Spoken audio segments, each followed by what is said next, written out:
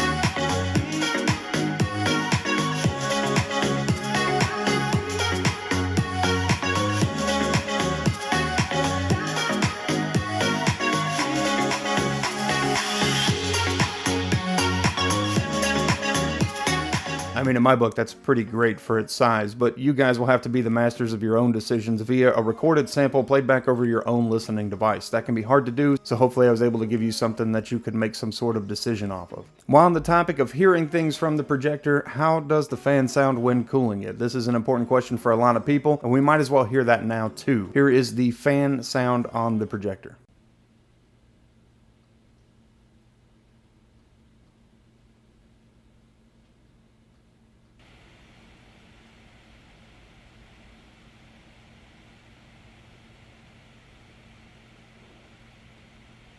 In my opinion, it's hardly noticeable in use. It's a good quiet cooling performance that I just kind of didn't expect from it, but it did a great job.